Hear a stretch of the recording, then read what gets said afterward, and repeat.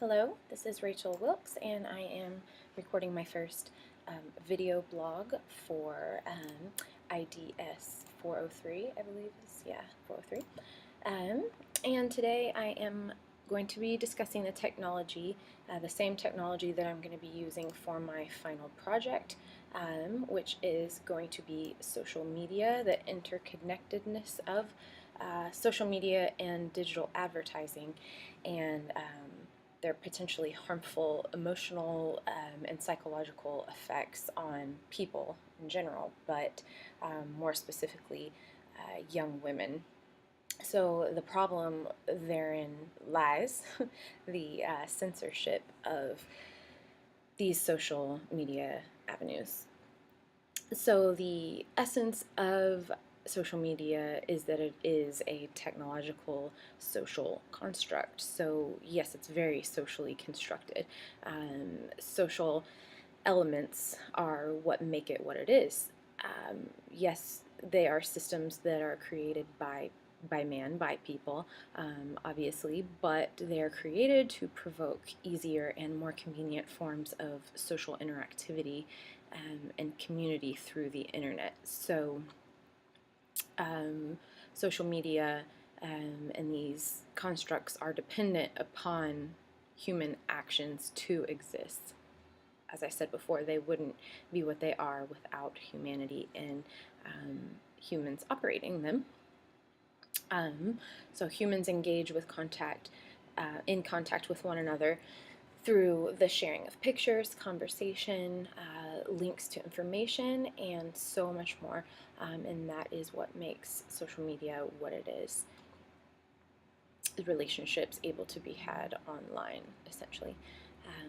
The creators of social networks and systems provide the platform to engage, like I said, and then humanity's kind of social desires, psychological motivations, human behavior, in essence, causes it to evolve into something productive and healthy, or potentially negative and harmful, depending on the circumstance.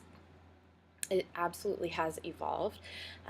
It has evolved in a way in which it currently incorporates a lot of advertising in the form of pop culture, politics, product advertisement, just a lot of advertising kind of goes hand in hand with social media now.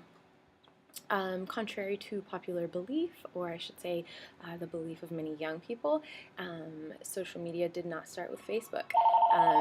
It did not, I guess, in regards to my generation, it didn't start with MySpace either.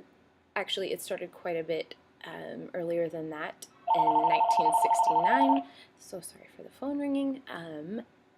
In 1969, one of the first commercial internet providers, called CompuServe, is where it is said to have kind of originated, as far as my research can tell. So quite a bit longer than what some may suppose. So there is a lot of meaning ascribed to the technology by many social groups. Social media means different things to these different focus groups or demographics. Notably, older people from earlier generations who lived a long time without it. It can exist as either kind of an accepted and appreciated positive development to stay in touch with family and friends, or as I've heard often, and many people have probably heard, maybe from their parents even, it can exist as a nuisance or kind of a barricade to building closeness in relationships, or true, authentic relationships. To teenagers and preteens, kind of on the other end of the spectrum, young people, much younger, they really grew up without knowing the absence of it. So it's kind of simply a social norm for human interaction. So often for, I think, young people, they might have more of a propensity for it to prevent true connectedness, maybe, as there's more of a potential facade. Young adults, maybe my age, a bit older, I think are more probably adjusted and maybe even balanced with it, as they've had it for longer, but have also had plenty of life without it as well. So to all of these groups, it can either be very important or of little consequence, depending on one's perspective and what they choose to accept or reject regarding relationships and what defines them.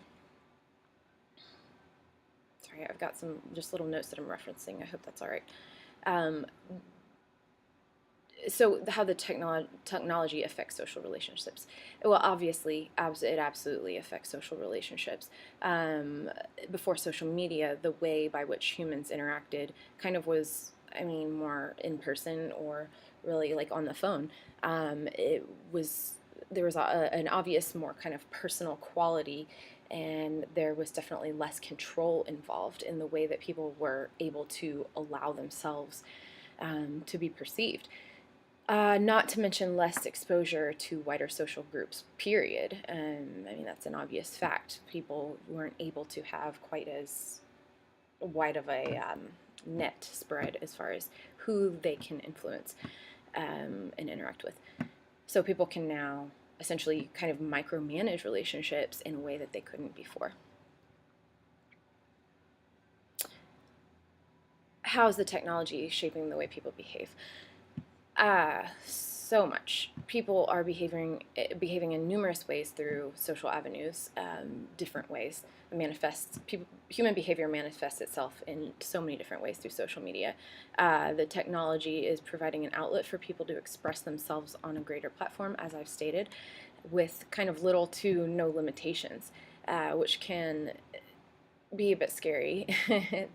That can lead to division among people, or unity, really, depending on the way it's utilized, healthy relationships or unhealthy relationships. There's great power in being able to kind of design or curate one's level of influence and really the way that their life is projected on a social platform. So that can be a huge, huge thing with a lot of implications. One conflict specifically, as I kind of stated at the beginning, was that I'm going to discuss the lack of censorship for young people in regards to social media. The lack of controls that parents are able to enforce can leave young people exposed to things that could be detrimental to their mental, social, and even, I mean, emotional and even physical health in some situations. That can take form as cyberbullying, depression, can definitely have unhealthy consequences. Implication of these conflicts on people's relationships with one another, yeah, it can lead to growing competition, division among demographics and people groups in regards to sensitive topics like religion and politics. I know that anyone who has social media accounts has probably seen conflict in regards to recent sensitive topics politically and in many arenas. But most awfully, in regards to youth specifically, suicide can be, you know, one of the most awful things that social media can produce. So depression and suicide and things like that have occurred in some circumstances. So I think I have touched on all of the things that this vlog covers. Thank you for listening, Kyle. I'm sorry I went a little bit over on the time. I will try to keep it more concise next time. Hope you have a great day and take care.